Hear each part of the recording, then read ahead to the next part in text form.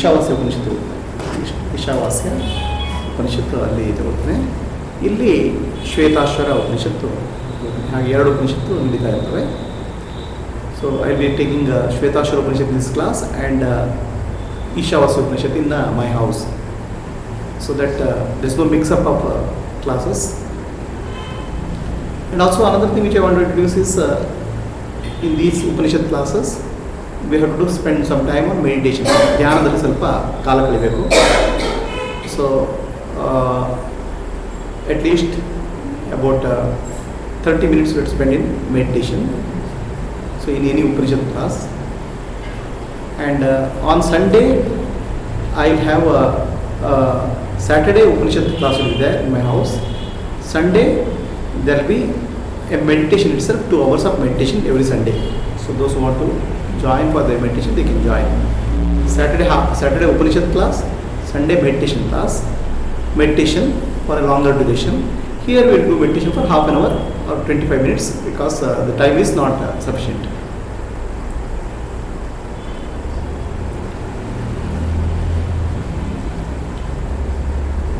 So today's Upanishad is called Shweta Ashwatara Upanishad. Shweta Ashwatara Upanishad. Ee ಒಂದು ಉಪನಿಷತ್ ಹೆಸರು ಶ್ವೇತ ಅಶ್ವತರ ಉಪನಿಷತ್ತು. ಈ ಉಪನಿಷತ್ತನ್ನು ಹೇಳಿದವರು ಶ್ವೇತ ಅಶ್ವತರ ಋಷಿ. The Rishi who told this Upanishad is called Shweta Ashwatara. His name is Shweta Ashwatara ಋಷಿ. ಆ ಋಷಿ ಹೆಸರೇ ಶ್ವೇತ ಅಶ್ವತರ ಋಷಿ ಅಂತ. That's ಇದು Upanishad name Shveta Ashvatara. But what is Shveta Ashvatara? Shveta means white, Ashvatara means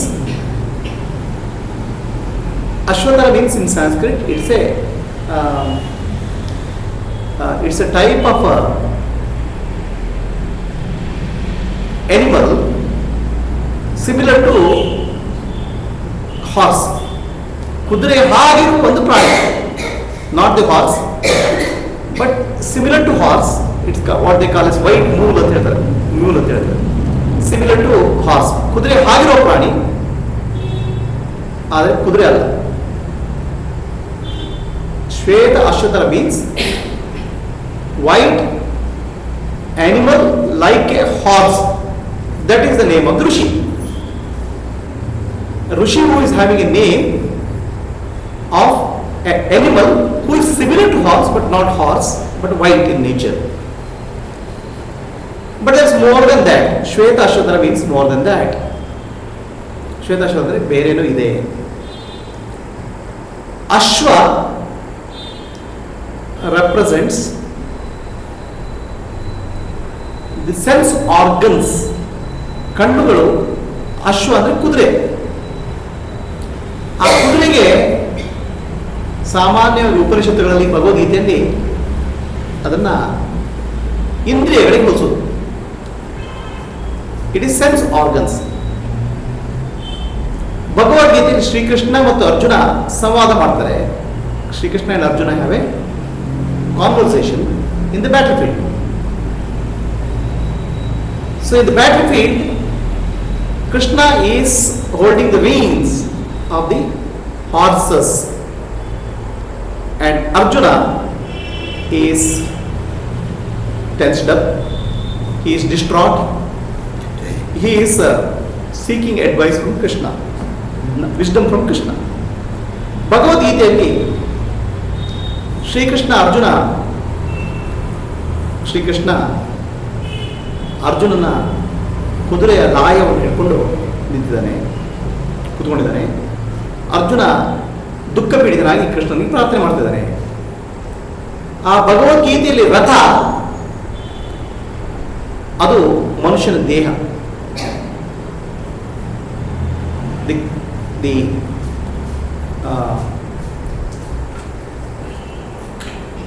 ರಥ or cart, chariot in Bhagavad Gita represent the human body. ಅದು ಮನುಷ್ಯನ ದೇಹ. The horses represent sense organs. ಕುದುರೆಗಳು ಇಂದ್ರಿಯಗಳು. ಶ್ರೀಕೃಷ್ಣ represents ಪರಮಾತ್ಮ, ಅರ್ಜುನ represents ಜೀವಾತ್ಮ. ಅರ್ಜುನ ಜೀವಾತ್ಮ, ಶ್ರೀಕೃಷ್ಣ ಪರಮಾತ್ಮ. ಆ್ಯಂಡ್ ದ ರೀನ್ಸ್ ರೆಪ್ರೆಸೆಂಟ್ಸ್ ದ ಮನಸ್ಸು, ಮೈಂಡ್. ಆ ಕುದುರೆ ಹಿಡಿಯೋಕ್ಕೆ ಲಾಳ ಇದೆಯಲ್ಲ, ಅದು ಲಗಾಮ್, ಅದು ಮನಸ್ಸು. ಸೊ ಇದು ಭಗವದ್ಗೀತೆಯ ಸಾಂಕೇತಿಕ ರೂಪ. ಅದು this is the representation of Bhagavad. This is the symbolic meaning of Bhagavad Gita.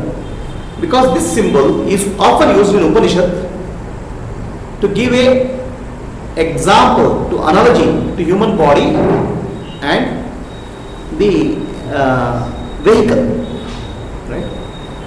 It comes in Katha Upanishad also. Katha Upanishad allu bartade. This body is nothing but Ratha. This ee sharira idella adu Ratha. This body is the chariot of God. That's why it's called Brahmaratha. The human body is called Brahmaratha because the Brahman, Paramatma, resides in this body. ಈ ಶರೀರದಲ್ಲಿ ಪರಮಾತ್ಮ ಇದ್ದಾನೆ, ಅದನ್ನು ಎಳೆದುಕೊಂಡು ಹೋಗುವ ರಥ ಇದು ಬ್ರಹ್ಮರಥ. ಆ ಪರಮಾತ್ಮನೇ Shri Krishna. That Paramatma is Shri Krishna. That's why this body is to be respected. ಶರೀರವನ್ನು ಗೌರವ ಕೊಡಬೇಕು. This body is nothing but the vehicle of Paramatma. Paramatmana ಒಂದು ವಾಹನ. And hence it's called Brahmaratha. So Ashwa means horses or sense organs in Upanishad or Bhagavad Gita. ಇಂದ್ರಿಯಗಳು ಅಥವಾ ಕುದುರೆಗಳನ್ನು ಇಂದ್ರಿಯಗಳಿಗೆ ಕೂರಿಸ್ತಾರೆ. ಯಾಕಂದ್ರೆ ಎಲ್ಲೆಲ್ಲ ಓಡ್ತಾವೆ, ಅದನ್ನು ಹಿಡ್ಕೋಬೇಕು ಗಟ್ಟಿಯಾಗಿ.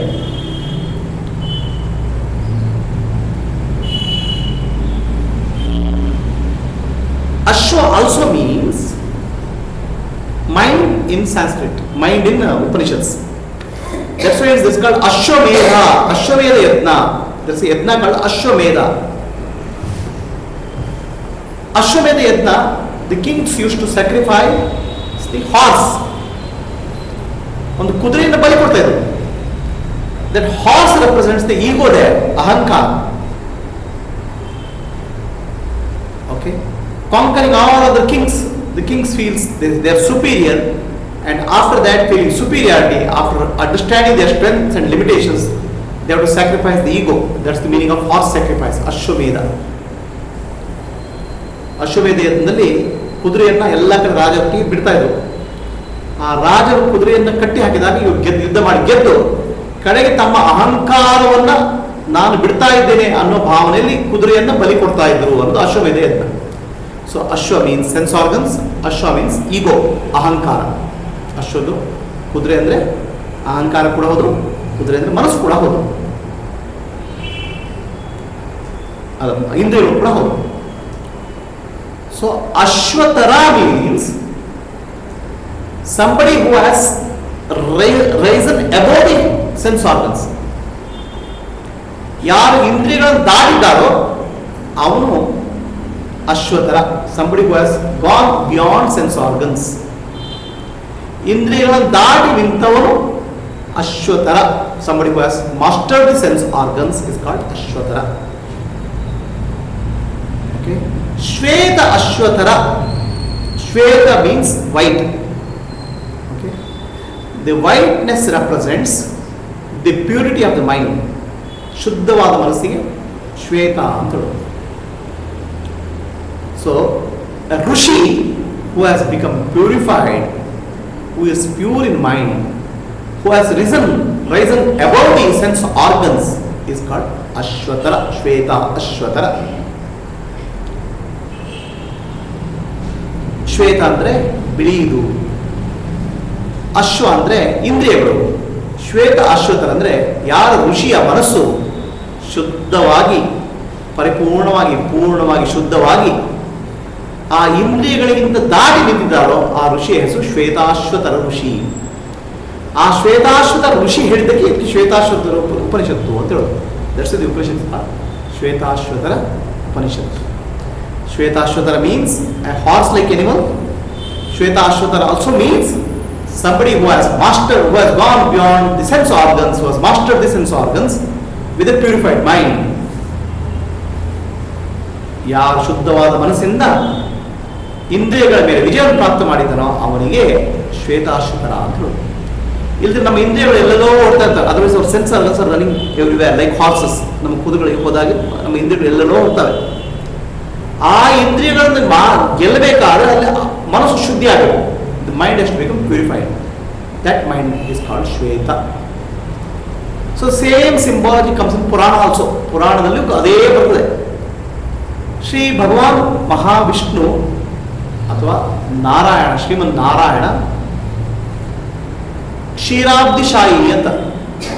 ನಾರಾಯಣ ಮಲಗಿರುವುದಲ್ಲಿ ಸಮುದ್ರದಲ್ಲಿ. ಎಂಥ ಸಮುದ್ರ ಅದು? ಕ್ಷೀರ ಸಮುದ್ರ, milky ocean. The milk is white. ಹಾಲು ಬಿಳಿಯದಾಗಿದೆ. The white milk represents the purified mind. ಶುದ್ಧವಾದ ಮನಸ್ಸನ್ನು ಅದು ಸಮುದ್ರದ ಹಾಗೆ ಹೋಲಿಸ್ತಾರೆ. When your mind becomes very pure, full of sattvaguna, ಸತ್ವಗುಣದಲ್ಲಿ ತುಂಬಿದಾಗ ಮನಸ್ಸು, the mind itself becomes the ocean. ಮನಸ್ಸು ಏನಾಗ್ಬಿಡ್ತದೆ? ಸಮುದ್ರ ಆಗ್ಬಿಡ್ತದೆ. Otherwise what happen the mind? If the mind is not pure, it become a river, it become a tap water, it become A drain water also. ಶುದ್ಧವಾದ ಮನಸ್ಸು ಶುದ್ಧವಾಗಿದೆ, ಮನಸ್ಸು ಸಣ್ಣ ತಗೊಂಡಾಗ ನದಿ ಆಗ್ಬೋದು, ಅಥವಾ ಒಂದು ನದಿಯಲ್ಲಿ ಬರೋ ನೀರಾಗ್ಬೋದು, ಅಥವಾ ಚರಂಡಿ ನೀರು ಆಗ್ಬೋದು. ಮನಸ್ಸು ಅಶುದ್ಧವಾದಾಗ. ಅದೇ ಮನಸ್ಸು ಶುದ್ಧವಾಗಿ ಏನಾಗುತ್ತೆ? ಸಮುದ್ರ ಆಗ್ತದೆ. ಅದು ವಿಶಾಲವಾಗ್ತದೆ. It becomes purified, it becomes infinite in nature. That infinite nature is called milky ocean. ಅದು ಸಮುದ್ರ. And Shriman Narayana sleeps on the milky ocean. ನಮ್ಮ ಮನಸ್ಸು ಯಾವಾಗ ಶುದ್ಧ ಆಗ್ತದೆ, ಪರಿಶುದ್ಧ ಆಗ್ತದೆ, ಆ ಪರಿಶುದ್ಧವಾದ ಮನಸ್ಸಿನಲ್ಲಿ ಇರುವ ಪರಮಾತ್ಮ ನಾರಾಯಣ ಅನ್ನೋದನ್ನ ಪುರಾಣಗಳಲ್ಲಿ ಹೇಳ್ತಾರೆ. ಪುರಾಣ. So we are going to listen to Shvetashvatara Upanishad. Shvetashvatara Upanishad ಕೇಳ್ತಾ ಇದ್ದೇವೆ. ಮೊದಲು ಧ್ಯಾನ ಶ್ಲೋಕ, ಉಪನಿಷತ್ತಿನ ಧ್ಯಾನ ಶ್ಲೋಕ. ಓಂ ಪೂರ್ಣಮದಃ ಪೂರ್ಣಮಿದಂ ಪೂರ್ಣಾತ್ ಪೂರ್ಣಮುದಚ್ಯತೆ ಪೂರ್ಣಸ್ಯ ಪೂರ್ಣಮಾದಾಯ ಪೂರ್ಣಮೇವಾವಶಿಷ್ಯತೆ. ಓಂ ಶಾಂತಿ ಶಾಂತಿ ಶಾಂತಿ.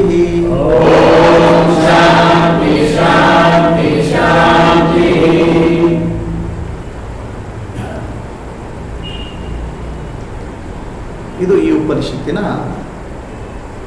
ಶಾಂತಿ ಮಂತ್ರ ಅಥವಾ ಪ್ರಾರ್ಥನಾ ಮಂತ್ರ. ಪೂರ್ಣಂ ಅದಂ. ಪೂರ್ಣ ಅಂದರೆ ಪರಿಪೂರ್ಣ, the fullness, the completeness. Infinity. What is infinity? Only can be ಪೂರ್ಣ. ಯಾವುದು ಅನಂತವೋ ಅದು ಮಾತ್ರ ಪೂರ್ಣ ಆಗಲಿ ಸಾಧ್ಯ. What is finite can never B ಪೂರ್ಣ. ಯಾವುದು ಲಿಮಿಟೆಡ್ ಆಗಿದೆಯೋ ಅಥವಾ ಸಣ್ಣದಾಗಿದೆಯೋ ಅದು ಪೂರ್ಣ ಆಗಿ ಸಾಧ್ಯ ಇಲ್ಲ. ಯಾವುದು ಅನಂತವೋ ಅದು ಮಾತ್ರ ಪೂರ್ಣ. ಪೂರ್ಣ ಅಂದರೆ ಅನಂತ.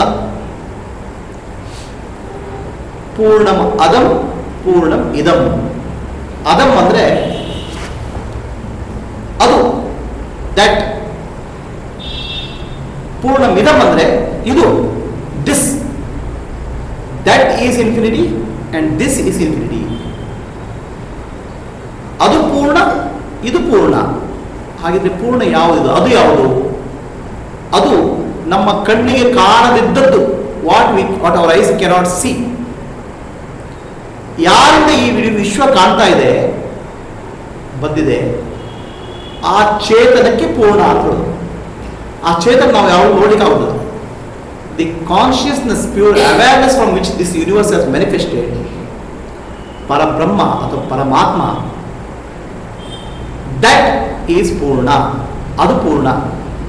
ಆ ಪರಮಾತ್ಮ ಪೂರ್ಣ ಅಂದರೆ ಅನಂತ, ಇನ್ಫಿನಿಟಿ. ಆ ಪರಮಾತ್ಮ ಪ್ರಪಂಚ ಬಂದಿದೆ. Idam, this, we can see this. ಈ ಪ್ರಪಂಚ ನೋಡಲಿಕ್ಕಾಗುತ್ತೆ. This world what we can see is idam. So this itself is infinity. ಇದು ಕೂಡ ಅನಂತ. See the sky, see the space, see the number of stars, galaxies. It's countless, it's infinite in nature. ಈ ವಿಶ್ವದಲ್ಲಿ ಏನು ಬೇಕಾದ್ರೆ ನೋಡಿ, ಅನಂತ ಆಕಾಶ ನೋಡಿ, ಸೂರ್ಯ ಚಂದ್ರ ನೋಡಿ, ನಕ್ಷತ್ರಗಳು ನೋಡಿ, ಏನು ಕಾಣ್ತದೆ ಅದು ಅನಂತ ವಿಸ್ತಾರವಾಗಿ, ಇನ್ಫೈನೈಟ್ ಇನ್ ನೇಚರ್, ಅನಂತವಾಗಿದೆ. ಕಾಣುವುದು ಅನಂತ, ಕಾಣದೇ ಇದ್ದುದು ಅನಂತ. What you see is infinite, what you don't see is also infinite. What you don't see has given birth to what you see. ನಿಮಗೆ ಏನು ಕಾಣಲ್ಲ ಅದರಿಂದ ಇದು ಕಾಣದೇ ಇರೋದು ಬಂದಿದೆ. Okay, so that is called from infinity. This infinity has come. ಪರಮಾತ್ಮನ ಪೂರ್ಣ, ಪ್ರಪಂಚವು ಪೂರ್ಣ. ಪೂರ್ಣ ಅಂದ್ರೆ ಅನಂತ, ಇನ್ಫಿನಿಟಿ. ಪ್ರಪಂಚದಲ್ಲ ಕೊರತೆ ಇರಲ್ಲ, ಅದಿಲ್ಲ ಇದಿಲ್ಲ ಕೊರತೆ ಇದೆ, ಡಿಫಿಷನ್ಸ್ ಇದೆ. We are not speaking of deficiency, we are speaking of the infinity. The world is infinity. Seen world is infinity. Unseen world is infinity. Unseen consciousness which created this world is infinity. ಅದನ್ನ ನಿರ್ಗುಣ ಬ್ರಹ್ಮ ಅಂತ ಹೇಳ್ತೇವೆ, ಇದನ್ನ ಸಗುಣ ಬ್ರಹ್ಮ ಅಂತ ಹೇಳ್ತೇವೆ. What we see is called saguna Brahma. It is the form of Bhagavan itself. ಈ ಪ್ರಪಂಚ ಅನ್ನೋದು ಭಗವಂತನ ಒಂದು ರೂಪ, ಅನಂತ. What you see is matter, but it is the manifestation of consciousness in the form. ಸಗುಣ ರೂಪದಲ್ಲಿ ಭಗವಂತ ಈ ವಿಶ್ವದಲ್ಲಿ ಕಾಣ್ತಾನೆ. ಅದಕ್ಕೆ ವಿಶ್ವಂ ವಿಷ್ಣು ವಷಟ್ಕಾರೋ. First name of Vishnu is Vishva. He has become the universe. Vishnu ಏನಾಗ್ಬಿಟ್ಟಿದ್ದಾನೆ, ಈ ಪ್ರಪಂಚ ಆಗ್ಬಿಟ್ಟಿದ್ದಾನೆ. ಭಗವಂತನ ರೂಪ ಪ್ರಪಂಚ. ಸೊ ಅದು ಕೂಡ ಅನಂತ, ಇನ್ಫೈನೈಟ್. ಇದು ನಮಗೆ ಯಾಕೆ ಹೇಳ್ತಾ ಇದ್ರಪ್ಪ ಇದು, ವೈ ದಿಸ್ ಇಸ್ ಸೆಡ್? ಆ ಭಗವಂತ ಇನ್ಫೈನೈಟು, ಅನಂತ, ಪ್ರಪಂಚ ಅನಂತ, ಬಟ್ ನಾನು ಮಧ್ಯ ಮಾತ್ರ ಸಿಕ್ಕಾಕೊಂಡಿದ್ದೇನೆ. ಐ ಆಮ್ ಫೈನೈಟ್ ಇನ್ಬಿಡಿ. ಭಗವಂತ ಏನ್ಬಿಡ್ರಿ, ಅವ್ನು ಮಹಾ ಅನಂತ. ಈ ಪ್ರಪಂಚ ಎಷ್ಟು ದೊಡ್ಡದ್ರಿ, ಅಯ್ಯೋ ಅದ್ರ ಮಧ್ಯೆ ನಾನು ಸಿಕ್ಕಾಕೊಂಡು, ನಾನು ಸಣ್ಣವನು. I am small, I am finite. ಎಷ್ಟು ಸಣ್ಣ ಗೊತ್ತಾ, ಆ ಅನಂತ ಭಗವಂತ ಏನ್ ಬಿಡ್ರಿ, ಅನಂತ. ಪ್ರಪಂಚ ಅಯ್ಯಪ್ಪ ಎಷ್ಟು ವಿಶಾಲ, ಭಯಂಕರ, ಅನಂತ. ನಾನು ಮಾತ್ರ ಮಧ್ಯ ಸಣ್ಣವನು. ಇನ್ ಬಿಡಿನ ಐ ಆಮ್ ಫೈನೈಟ್. ಈ ಪ್ರಪಂಚ ಮತ್ತು ಭಗವಂತ ಮಧ್ಯೆ ನಾನು ಸಿಗಾಗ್ಬಿಟ್ಟಿದ್ದೇನೆ, ಚಟ್ನಿ ಆಗ್ಬಿಟ್ಟಿದೆ. ರೈಟ್, ನಾನು ಮಾತ್ರ ಸಣ್ಣವನು ಅನ್ನೋ ಭಾವನೆ ಇದೆ.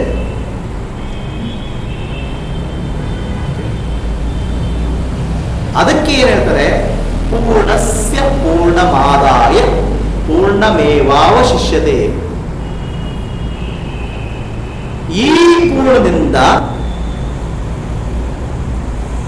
ಪೂರ್ಣವನ್ನು ತೆಗೆದುಹಾಕಿಬಿಟ್ರೆ ಪೂರ್ಣವೇ ಉಳಿತದೆ. Infinity minus anything, infinity is infinity only. ಅನಂತದಲ್ಲಿ ಅನಂತವನ್ನು ಕಳೆದ್ರೆ ಅನಂತವೇ ಉಳಿಯುವುದು. ಸೊ ನಾವು ವಿಚ್ ಇನ್ಫಿನಿಟಿ ಆರ್ ರಿಮೂವಿಂಗ್? ಯಾವ ಅನಂತವನ್ನು ತೆಗೆಯಲು ಸಾಧ್ಯ ಇದೆ ನಮಗೆ?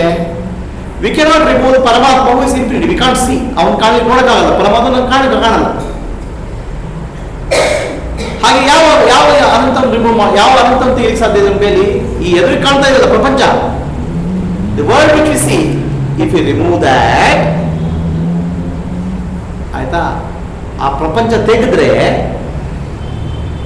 ಅನಂತ ಉಳಿತದೆ. If you remove the world, the infinity remains. ಅನಂತವೇ ಉಳಿಯುವುದು.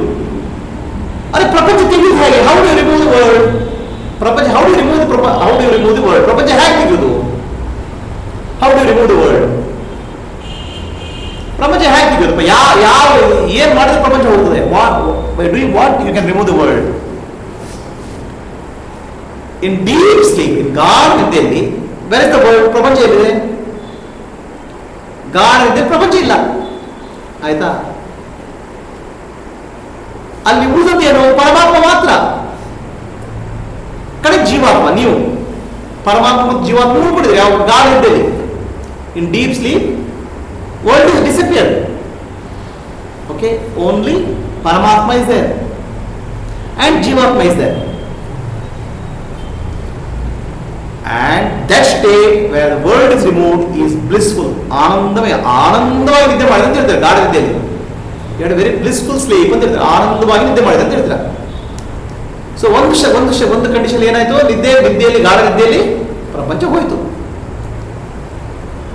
ಆದರೆ ಆ ಪ್ರಪಂಚ ಹೋದಾಗ ನನಗೆ ಅರಿವಿಲ್ಲ, I am not aware, my awareness is also gone, ನನ್ನ ಅರಿವು ಹೋಯಿತು.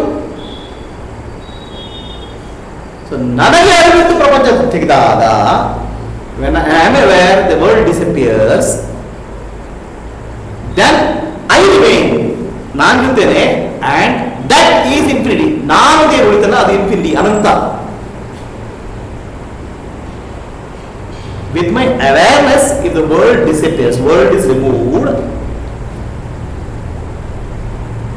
then what remains is infinity, ಏನು ಉಳಿದಿದೆ ಅದು ಅನಂತ. So definitely I am aware, I am there, ನಾನು ಇದ್ದೇನೆ, I am aware. So with awareness, if the world is removed, then what remains is infinity. That's my nature.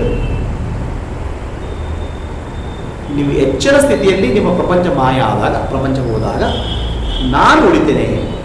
ಆ ನಾನು ಅನ್ನೋದು ಸಣ್ಣ ನಾನಲ್ಲ, it's not small I, it's A pure awareness, ಶುದ್ಧ ಚೈತನ್ಯ. ಆ ಆತ್ಮ ನಾನು ಅನ್ನೋ ಅರಿವಾಗ್ತದೆ. ಆ ಆತ್ಮ ನಾನು ಅಂತ ಅರಿವಾಗಬೇಕಾದ್ರೆ ಪ್ರಪಂಚ ಕಳಿಬೇಕು, ಪ್ರಪಂಚವನ್ನು ತೆಗಿಬೇಕು. ಆಯಿತು, ನಿದ್ದೆಯಲ್ಲಿ ಹೋಗುತ್ತೆ, ನನಗೆ ಎಚ್ಚರ ಇಲ್ಲ, ಪ್ರಪಂಚ ತೆಗಿಬೇಕು ಎಚ್ಚರ ಸ್ಥಿತಿ. ಅದು ಹೇಗೆ ಮಾಡೋದು? How we remove the world in waking state? That is what is called ಧ್ಯಾನ, ದ ಪ್ರೊಸೆಸ್ ಆಫ್ ಮೆಡಿಟೇಷನ್. ಧ್ಯಾನದ ಮೂಲಕ ಪ್ರಪಂಚ ಕಾಣೆ ಆದಾಗ ನಾನು ಉಳಿದೆ, ಆ ನಾನು ಅನಂತ, ನಾನು ಅನಂತ ಗೊತ್ತಾಗ್ತದೆ. With the meditation, when the mind is silenced, the world disappears. The world includes my body, mind and intellect. ನನ್ನ ದೇಹ, ಮನಸ್ಸು, ಬುದ್ಧಿನೂ ಇರ್ತದೆ. The world includes my ego also, because ego is also part of the world. ನನ್ನ ಅಹಂಕಾರ ಕೂಡ ಪ್ರಪಂಚದ ಒಂದು ಭಾಗ. Then what remains is I alone remains, ನಾನು ಮಾತ್ರ ಉಳಿತೇನೆ.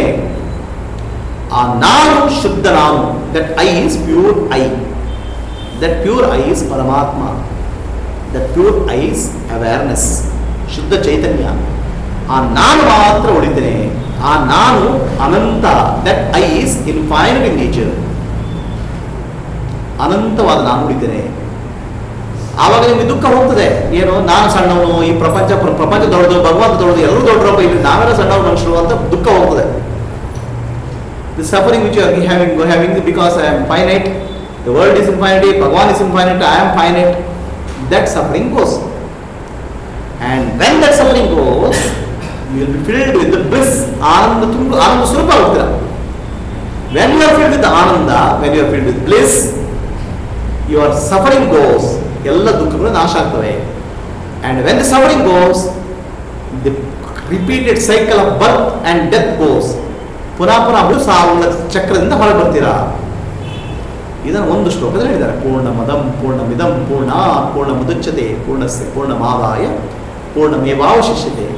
ಸೊ ಧ್ಯಾನದ ಮೂಲಕ ಮನಸ್ಸನ್ನು ಶಾಂತಗೊಳಿಸಿ ಪ್ರಪಂಚವನ್ನು ಕಲಿಯಿರಿ. ಆಗ ಉಳಿಯುವ ನಾನು ಭಗವಂತ. With the deep silence meditation, drop the world, and what remains is you, the pure awareness, and that's whose nature is Paramatma. So that is the sloka of Upanishad. So that Purna is called, one who has attained that Purnatva is called a Gnani. ಆ ಪೂರ್ಣತ್ವವನ್ನು ಯಾರು ಪಡೆದಿದ್ದಾನೆ ಅವನು ಜ್ಞಾನಿ ಅಂತ ಹೇಳುದು. The one who has become purna, infinite, by this process is called jnani. ಅವನಿಗೆ ಜ್ಞಾನಿ ಅಂತ ಹೇಳುದು. And that jnani when it teachers is called Sadguru. ಯಾರಿಗೆ ಪಾಠ ಮಾಡ್ತಾರೆ ಅವಾಗ ಸದ್ಗುರು ಅಂತ ಹೇಳುದು. One who has not become purna can never be Sadguru. One who is apurna can never become Sadguru. ಯಾರು ಅಪೂರ್ಣರಾಗಿರ್ತಾರೋ, ಅವನಲ್ಲೇ ಕೊರತೆ ಇರ್ತದೋ, ಅವನ ಸದ್ಗುರು ಅಲ್ಲಿ ಸಾಧ್ಯ ಇಲ್ಲ. One who has become Sadguru, one who can be called a Sadguru should have two qualities. ಎರಡು ಗುಣಗಳಿರಬೇಕು. ಒಂದು, he has to find the peace in himself. he has to realize the Brahman in himself. ಅವನು ಬ್ರಹ್ಮಜ್ಞಾನಿ ಆಗಿರಬೇಕು, and by the process he has to become peaceful. ಅವನು ಶಾಂತ ಆಗಿರಬೇಕು, and he has to have the ability to inspire students to realize the self. ವಿದ್ಯಾರ್ಥಿಗಳಲ್ಲಿ ನಾನು ಆತ್ಮಜ್ಞಾನ ಪಡಿಬೇಕು ಅನ್ನೋ ಉತ್ಸಾಹ ಹುಟ್ಟಿಸಿ ಅವರಿಗೆ ಆತ್ಮಜ್ಞಾನದ ಬೋಧನೆ ಮಾಡಲಿಕ್ಕೆ ಯಾರಿಗೆ ಗುಣ ಇರ್ತದೋ ಅವರಿಗೆ ಮಾತ್ರ ಸದ್ಗುರು ಅಂತ ಹೇಳೋದು. Such a person is alone is called Sadguru. And in respect of Sadguru, we celebrate Guru Purnima. Guru Purnima ನಾವು ಆ ಸದ್ಗುರುವಿನ ಗೌರವಾರ್ಥ ಆಚರಿಸ್ತೇವೆ. The Purnima represents Purnatva, the fullness. Like a moon is full on the Guru Purnima day, Sadguru's mind has become purified and has become Purna. ಆ ಪೂರ್ಣನಾಗಿದ್ದ ಸದ್ಗುರಿಗೆ ಒಂದು ಗೌರವಿಸುವಾಗಿ ಗುರು ಪೂರ್ಣಿಮೆ ಅಂತ ಮಾಡೋದು. That is the ಶ್ಲೋಕ ಪೂರ್ಣಮದ ಪೂರ್ಣಮಿದ ಪೂರ್ಣ ಪೂರ್ಣಮುದಚ್ಯತೆ.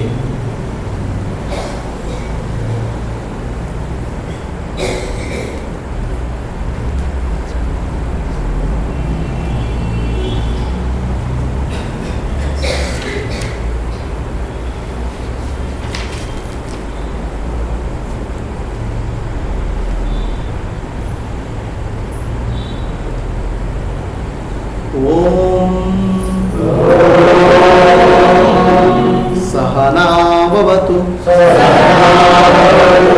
सहनौ भुनक्तु सह वीर्यं करवावहै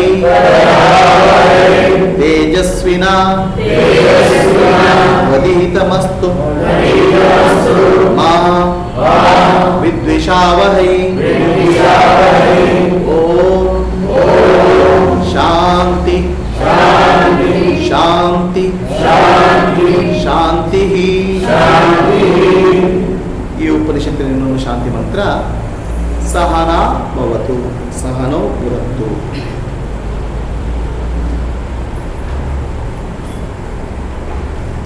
ಸಹನ ಭವತು ಇದು ಗುರು ಮತ್ತು ಶಿಷ್ಯರು ಒಟ್ಟಿಗೆ ಸೇರಿ ಮಾಡುವ ಪ್ರಾರ್ಥನೆ.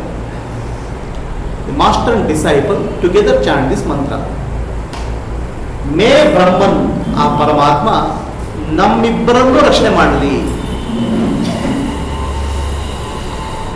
So may Brahman protect me and my master, ನನ್ನನ್ನು ಮತ್ತು ನನ್ನ ಗುರುವನ್ನು ರಕ್ಷಣೆ ಮಾಡಲಿ. ಅದೇ ಗುರುವಿಗೆ ಯಾಕೆ ರಕ್ಷಣೆ ಬೇಕು? ಆಲ್ರೆಡಿ ಬ್ರಹ್ಮ ಆಗ್ಬಿಟ್ಟಿದ್ದಾರೆ, ಅವ್ರಿಗಿಂತ ರಕ್ಷಣೆ ಬೇಕು? ನಮ್ಗೆ ಬೇಕಪ್ಪ. Master has already become Brahman, right? ಬ್ರಹ್ಮವಿತ್ ಬ್ರಹ್ಮೈವ ಭವತಿ. One who has realized Brahman has already become Brahman. ಯಾರು ಭಗವಂತನ ಕಾಣ್ತಾರೋ ಅವ್ರು ಭಗವಂತನ ಆಗ್ಬಿಟ್ಟಿದ್ದಾನೆ. ಅವನಿಗೆ ಏನು ಪ್ರೊಟೆಕ್ಷನ್ ಬೇಕು? What protection is required for him? The ಜೀವಾತ್ಮ ಹ್ಯಾಸ್ ಬಿಕಮ್ ಪರಮಾತ್ಮ, ಸೊ ಹಿ ಹ್ಯಾಸ್ ಬಿಕಮ್ ಬ್ರಹ್ಮನ್. ಆ ಜೀವಾತ್ಮ ಪರಮಾತ್ಮ ಸೇರ್ಕೊಂಡಿದ್ದಾನೆ. And the communication to you is happening through that body. ಆ ಶರೀರದ ಮೂಲಕ ನಿಮಗೆ ಅದು ಜ್ಞಾನ ಬರ್ತಾ ಇದೆ. One who is communicating to you through that body is paramatma himself. ಆ ಪರಮಾತ್ಮ ಆ ಶರೀರದ ಮೂಲಕ ಮಾತಾಡ್ತಾ ಇದ್ದಾನೆ. The body is subject to the laws of the world. ಆ ಶರೀರ ಇದೆ ಪ್ರಪಂಚ ನಿಯಮಗಳೇ ಅನುಗುಣಾಗಿರ್ತದೆ. Just because somebody becomes brahmajnani doesn't mean that his body is made up of titanium steel. ಆ ಬ್ರಹ್ಮಜ್ಞಾನಿ ಬಾಡಿ ಎಲ್ಲ ಟೈಟಾನಿಯಂ ಸ್ಟೀಲ್ ಅವ್ನು ಬ್ರಹ್ಮನಾಗ್ಬಿಟ್ಟ. ಅವನು ಬಿಟ್ಕೊಂಡು ಬಾಡಿ ಹೊಡೆದ್ರೆ ಏನಾಗಲ್ಲ, ಅರ್ಥ ಏನಾಗಲ್ಲ. ಜೀವಾತ್ಮ ಇಸ್ ಬಿಕಮ್ ಒನ್ ವಿತ್ ಪರಮಾತ್ಮ, ಬಟ್ ಬಾಡಿ ಇಸ್ ಸೇಮ್. ಆ ಶರೀರ ಅದೇ ಆಗಿರ್ತದೆ. ಓಕೆ, ಅದು ಒಂದು ವಾಹನ ಆಗುತ್ತದೆ, ವೆಹಿಕಲ್ ಆಗುತ್ತದೆ. ಅದಕ್ಕೆ mobile phone like A car, ಒಂದು ವಾಹನ. ಯಾವುದಕ್ಕೆ ಯಾರಿಗೆ ವಾಹನ? ಮುಂಚೆ ಅದು ಜೀವಾತ್ಮನಿಗೆ ವಾಹನ ಆಗಿತ್ತು, ಈಗ ಪರಮಾತ್ಮನಿಗೆ ವಾಹನ. ಅಲ್ಲಿ ಇಟ್ ವಾಸ್ ವೆಹಿಕಲ್ ಫಾರ್ ಜೀವಾತ್ಮ, now it's vehicle for Paramatma. Paramatma is ವಾಹನ ಆಗುತ್ತೆ. But vehicle is always made out of mud only. ಆ ಮಣ್ಣಿಂದ ಅದು ವೆಹಿಕಲ್ ಇದು. And it is subject to all the qualities of the earth. So he can get a disease, he can get hurt, he means body. The body can get disease, body can get damaged, body can be killed. But nothing happens to Jivatma because it has become one with Paramatma. Jivatma ಏನು ಆಗಲ್ಲ, ಪರಮಾತ್ಮ ಸೇರಿಬಿಟ್ಟಿದ್ದಾರೆ. So many people get a doubt. Ramana Maharshi, he is a Maharshi. He got cancer, sarcoma, very very painful cancer. ಸರ್ಕೋಮ ಅನ್ನೋ ರೋಗ ಬಂತು ಅವರಿಗೆ, ರಮಣ ಮಹರ್ಷಿಗಳಿಗೆ. Shriramakrishna Paramahamsa, he had throat cancer. Vivekananda had diabetes. Vivekananda died of diabetes. So ಈ ಮಹಾನುಭಾವರಿಗೆಲ್ಲ ಅವರು ಪರಮಾತ್ಮ ಕಂಡುಕೊಳ್ಳಿ ಎಲ್ಲ ಇದಾಗ್ಬಿಡ್ಬೇಕಲ್ಲ, ಫ್ರೀ ಆಗ್ಬಿಡ್ಬೇಕಲ್ಲ. ಅವರು ಫ್ರೀ ಆಗಿಬಿಟ್ರು, ಬಟ್ ವೆಹಿಕಲ್ ಆಗಿರ್ತದೆ. They have become free. But the vehicle is the old vehicle. Vehicle is subject to all the laws of the world. ಪ್ರಪಂಚದ ಏನೇ ನಿಯಮ ಇದೆ ಅದಕ್ಕೆಲ್ಲ ಅಪ್ಲೈ ಆಗ್ತದೆ. Just because somebody is real Brahman, don't think that he will become a superhuman being as a physical level. ಭೌತಿಕವಾಗಿ ಅವನು ಹಾಗೇ ಇರ್ತಾನೆ. So the prayer is for protection of the Guru who is teaching through that body. ಆ ಶರೀರದ ಮೂಲಕ ಪಾಠ ಹೇಳೋ ಗುರುವಿನ ಶರೀರ ಇರಲಿಯಪ್ಪ, ಗುರುವಿನ ಶರೀರ ಚೆನ್ನಾಗಿರೋರಿಗೆ ಪಾಠ ಮಾಡ್ಲಿಕ್ಕೆ ಆಗುತ್ತೆ, ಇಲ್ಲದ್ರೆ ಪಾಠ ಮಾಡ್ಲಿಕ್ಕೆ ಅಂತ ಆಗುತ್ತೆ. What teaching can happen. So that's A prayer is for the well being of Guru. Shishya may request protection because he is already identified with the body. ಶರೀರಕ್ಕೆ Sahana ಭವತು ಸಹನೌ ಭುನಕ್ತು. Let us both enjoy. ನಾವು ಇಬ್ಬರು ಆನಂದವನ್ನು ಪಡೆಯೋಣ. Let us both enjoy the benefits of teaching. ಆತ್ಮಜ್ಞಾನದ ಪಾಠದ ಆನಂದ ನಾವು ಇಬ್ಬರು ಒಟ್ಟಾಗಿ ಪಡೆಯೋಣ. ಅದು ಒಳ್ಳೆ ಆಯ್ತಲ್ಲ. ಈಗ ಗುರುವಿಗಾಗಲೇ ಆನಂದ ಸ್ವರೂಪ ಅಂತ ಹೇಳ್ತೀರಾ. This master has become already of the nature of bliss, right? Student is seeking bliss. ಆ ವಿದ್ಯಾರ್ಥಿ ಹೊರದಲ್ಲಿ ಬ್ಲಿಸ್ ಕೊಡಿ, ಆನಂದ ಪಡೆದು ಕೇಳ್ತಾರೆ. ನಾವು ಇಬ್ಬರು ಆನಂದ ಪಡೆಯುತ್ತೆ ಅಂದ್ರೆ ಏನು? What is meaning of both enjoying the bliss? Okay, both having ananda means what? ಇಬ್ಬರು ಆನಂದ ಏರ್ಪಡಿದ್ರ ಅಂತ. So the master is of the nature of bliss. ಅವನ ಆನಂದ ಸ್ವರೂಪಿ. Because he has become one with paramatma. ಪರಮಾತ್ಮನು ಒಂದಾಗ್ಬಿಟ್ಟಿದ್ದಾರೆ. One was become one with paramatma. He is Ananda Swarupi. And he teaches out of bliss. ಆನಂದದಿಂದಲೇ ಅವನು ಪಾಠ ಮಾಡೋದು. He teaches out of bliss. ಆನಂದ ಸ್ವರೂಪನಾಗಿ ಪಾಠ ಮಾಡ್ತಾನೆ. And more he brings out Ananda in other people, his Ananda increases. ಆ ಆನಂದಕ್ಕೆ ಅನಂತ limit ಇಲ್ಲ. The more you share the joy with somebody, your joy increases. ಯಾರೊಟ್ಟಿಗೆ ಆನಂದವನ್ನು ಕೊಡ್ತೇವೆ ನಾವು, ಆ ಆನಂದ ಇನ್ನೂ ಜಾಸ್ತಿ ಆಗ್ತದೆ. ಇಬ್ಬರಿಗೆ. That's why all these realized masters, after realization, they keep on teaching because they want to share their joy. One who is not able to share the joy of realization, he has not realized this, he has not realized it. ಆ ಆತ್ಮಜ್ಞಾನದ ಆನಂದವನ್ನು ನಾಲ್ಕು ಜನಕ್ಕೆ ಹಂಚಿಕೊಳ್ಳಿ ಪ್ರಯತ್ನ ಮಾಡ್ತಾನೆ. Because the more he shares, more blissful he feels. ಆತ್ಮಜ್ಞಾನದ ಆನಂದದ ಅನುಭವವನ್ನು ಅವನು ಕೊಡ್ತಾ ಇದ್ದಾನೆ. And by sharing he experiences infinite bliss. He is already bliss. The bliss expands into ecstasy. ಅದು the ecstasy is expressed to the body mind complex. ಶರೀರದ ಮೂಲಕ ಅನುಭವ. ಆತ್ಮದ ಸ್ವರೂಪ ಆನಂದ, ಶರೀರದಲ್ಲಿ ಎಕ್ಸ್ಟಸಿ, ಆ ಅನುಭವ, Joy.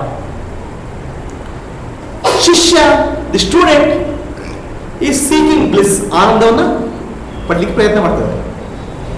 So May both of us experience the bliss, the fruits of learning. ನಾವು ಪಾಠ ಕಲಿಯುವುದರ ಆನಂದವನ್ನು ನಾವಿಬ್ಬರು ಅನುಭವಿಸೋಣ.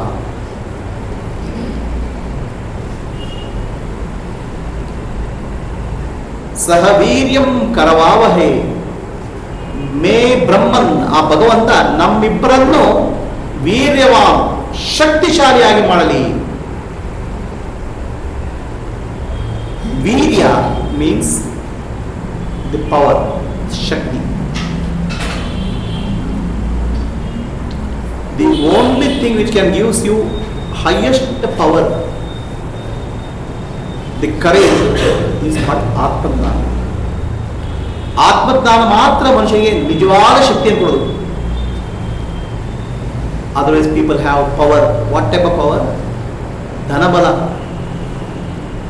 ಅಧಿಕಾರ ಬಲ, ಯೌವನ ಬಲ, ಅಖಿಲ ವೈಭವದ ಬಲ.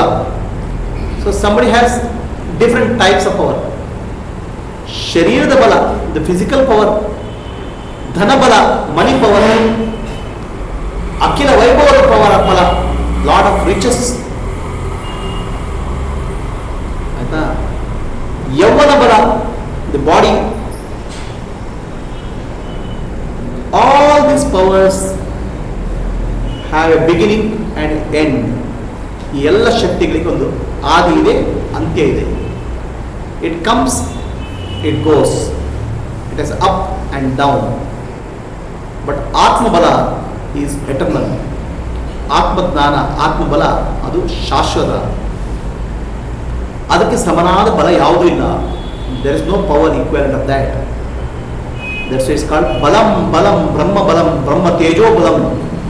The power of the self realization is supreme. So self-realization makes you viryavam, powerful. Not in the sense of the powerful in the physical world. Somebody, an arrogant politician, arrogant king, not in that sense powerful. Powerful ನಮ್ಮಲ್ಲಿ ಏನಾಗುತ್ತೆ ಬಂದ್ಬಿಡುತ್ತೆ, ಆಹಾ ಶಕ್ತಿ, ಆ power ಅಲ್ಲ ಇದು. This is not that power. The power of life. See, what is more powerful, a flower or a stone? ಯಾವ್ದು ಜಾಸ್ತಿ ಶಕ್ತಿ ಇದೆಯಪ್ಪ? ಒಂದು ಹೂವಿಗೋ ಒಂದು ಕಲ್ಲಿಗೋ? Which is more powerful? The stone is powerful. Stone can crush the flower. ಆ ಕಲ್ಲು ಏನ್ ಮಾಡ್ತದೆ, ಆ ಹೂವನ್ನು ಹಾಳು ಮಾಡಿಬಿಡುತ್ತೆ. ಆಯ್ತಾ? ಅದು ಅಜ್ಞಾನದ ಶಕ್ತಿ. There's the power of ignorance. That's what you feel when people with money, power, they say I have power. There's the power of ignorance. They have the power to crush. But the power of the flower is gentle. It's the power of life. ಆ ಹೂವಿನಲ್ಲಿ ಒಂದು ಶಕ್ತಿ ಇದೆ, ಅದು ಜೀವದ ಶಕ್ತಿ, power of life. Nobody can bring that power of life. Stone can crush it, but life cannot come. The power of life is more powerful than the stone. ಜೀವನದ ಶಕ್ತಿ ಇದೆಲ್ಲ ಕಲ್ಲಿಗಿಂತ ಜಾಸ್ತಿ, because that's life. The stone is available infinity. ಎಲ್ಲಿ everywhere the stone, road stone is available, but life is not available. Life is beautiful. ಜೀವನ rare, ಅಪೂರ್ವ, ಅದ್ರ ಶಕ್ತಿ ಜಾಸ್ತಿ. So ಜ್ಞಾನಿ's power of ಜ್ಞಾನಿ is not the power of a stone. ಆ ಕಲ್ಲಿನ ಶಕ್ತಿ ಅಲ್ಲದು. It is the power of flower, life. ಆ ಹೂವಿನ ಶಕ್ತಿ ಅದು. So viryava means he becomes flower with courage, strength, ಶಕ್ತಿ ಆಗ್ತದೆ. ಆ ಬ್ರಹ್ಮ ನನಗೂ ಮತ್ತು ನನ್ನ ಗುರುಗಳಿಗೂ ವೀರ್ಯವಂತನಾಗಿ ಮಾಡಲಿ ಅಂತ. ಓಕೆ, ನನಗೆ ವೀರ್ಯವಂತನಾಗಬೇಕು. I have to become powerful. Yes, the master is already attained that. Right? So make his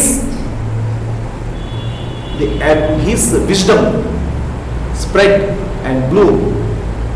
So this is the prayer. ಆ ಗುರುವಿನ ಜ್ಞಾನ ಹರಡಲಿ, ಅದು ಇನ್ನೂ ಜನರಿಗೆ ಒಳ್ಳೆಯದಾಗಲಿ.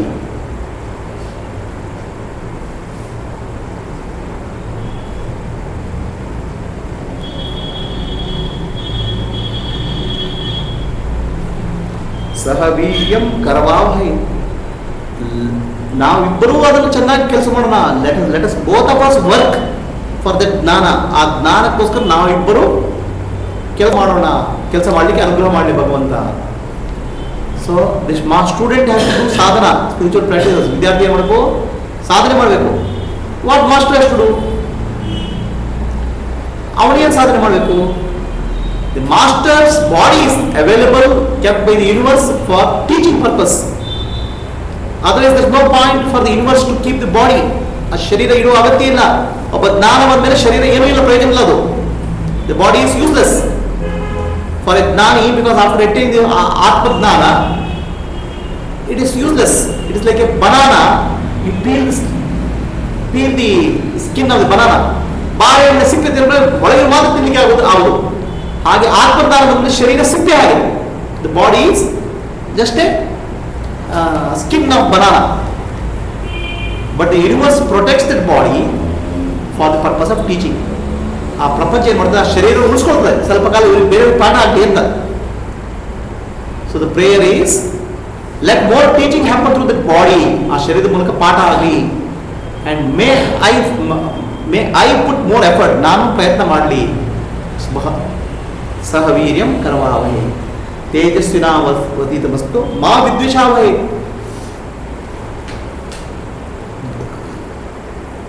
Let us not have a conflict with each other. ಗುರು ಮತ್ತು ಶಿಷ್ಯರ ಮಧ್ಯೆ ಜಗಳ ಆಗದಲ್ಲಿ. ಸಾಮಾನ್ಯವಾಗಿ ಆಗ್ತಿದ್ದು ಇದು, it happens many times. The student is jealous of the master. Not I am not saying real student. ಆ ವಿದ್ಯಾರ್ಥಿ ಗುರು ಅಯ್ಯೋ ಒಳ್ಳೆ position, okay such A good position Guru, okay I am still struggling. Right? The master has attained. It is like somebody poor man is jealous of a rich man. ಒಬ್ಬ ಬಡವ ಶ್ರೀಮಂತರ ಬಗ್ಗೆ ಹೊಟ್ಟೆ ಬಿಚ್ಕೊಳ್ಳೋದು, ಅಯ್ಯೋ ಅವನು ದುಡ್ಡಿದೆ ಅಂತ. ಸೊ ಗುರುಗಳ ಹತ್ರ ಜ್ಞಾನ ಇದೆ, ಬಂದು ಜನ ನಮಸ್ಕಾರ ಮಾಡ್ತಾರೆ, people are giving respect. Okay I am still like this, ನಾನು ಹೀಗಿದ್ದಲ್ಲ ಅಂತ ಒಂದು ದ್ವೇಷ ಉಟ್ಕೊಳ್ತದೆ, ಬರೋ ಸಾಧ್ಯತೆ ಇದೆ, ಇಟ್ಸ್ ಪಾಸಿಬಲ್. ಸೊ ಅಂಥ ದ್ವೇಷ ಬರದಲ್ಲಿ more important is that whatever Guru teaches and whatever I understand, let there be no conflict. ಆ ಗುರು ಹೇಳೋ ಪಾಠ ಮತ್ತು ನನಗೆ ಹೇಳೋ ಅರ್ಥ ಆಗೋ ರೀತಿ ಅದು ಒಂದಕ್ಕೊಂದು ವಿಪರೀತ ಆಗದಿರಲಿ, ಒಂದೇ ಕಲಿಲಿ, ಅದು ಸರಿಯಾಗಿ ಜ್ಞಾನ ಬರಲಿ. ಮಾ ವಿದ್ವಿಷಾವಹೈ ಓಂ ಶಾಂತಿ ಶಾಂತಿ ಶಾಂತಿ ಅಂತ ಹೇಳ್ತಾರೆ. ಸೊ ಇದನ್ನು ಮಂತ್ರವನ್ನು ಊಟದ ಸಮಯದಲ್ಲಿ ಹೇಳ್ತಾರೆ. ಓಕೆ, ಊಟದ ಸಮಯದಲ್ಲಿ ಹೇಳ್ತಾರೆ. ಬಟ್ ರಿಯಲಿ ದ ಮಂತ್ರ ಏನಂದರೆ, ಗುರು ಆ್ಯಂಡ್ ಶಿಷ್ಯ together they pray for protection, strength and the conviction to put their effort for sadhana. Okay, so now today we'll do a meditation, dhyana bhavana. So this is actually what I am teaching you today is a shorter form of meditation. ಧ್ಯಾನದ ಒಂದು ಸಣ್ಣ ರೂಪವಾಗಿ ಹೇಳ್ಕೊಡ್ತೀನಿ.